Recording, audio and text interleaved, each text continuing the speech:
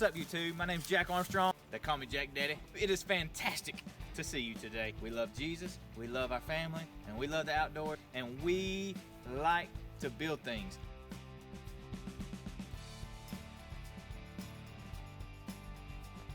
So come along as we build things, come along as we try them out, come along and I'll show you how you can build them too. And don't forget, like and subscribe. Are y'all ready? Oh yeah!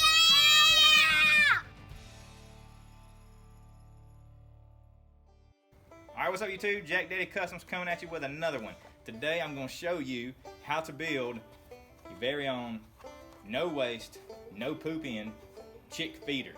So this is just a cheap one from like Tractor Supply, the actual feeder, but we're going to build this piece that goes over it. Super cheap, super effective, don't miss it.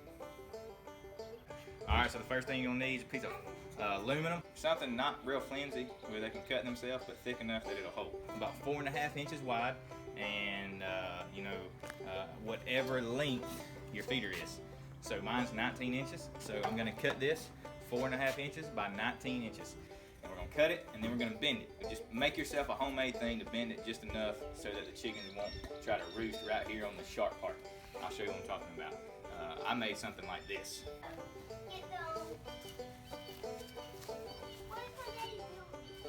After you cut it, you should have something that looks like this. You see my angle right there?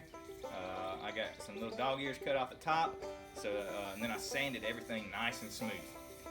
Nice and smooth, all the edges. You know, little chicks end up hurting themselves on nothing, so you don't want to give them any help. So nice and smooth.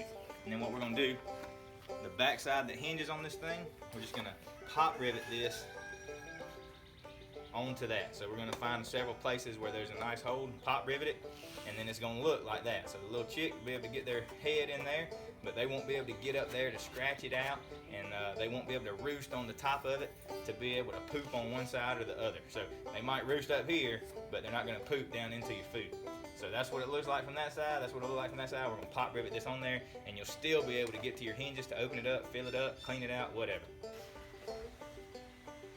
Alright, so what you want to do is open it up, and you'll find you some good flat spots on the inside, and drill from the inside, and then mark, you'll put your aluminum on the back, mark it, and drill it from that side, and then I think we'll rivet from the inside. Alright, so we got our holes in this, got our holes in this. What we're going to do is put this on top of this where they line up, hopefully, and then we're going to put this in from this side, because see, you got the flange on the top, and that'll help it hold in this plastic a lot better. We could put some washers on the bottom side, but we're just going to do it this way. Alright, so you just put this on there, put your pop rivets in, make sure most of your holes line up if possible, and then you just rivet one down like so.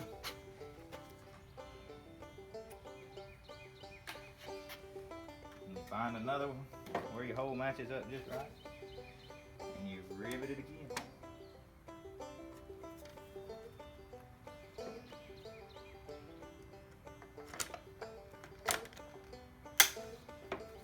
Alright, so here's the finished product.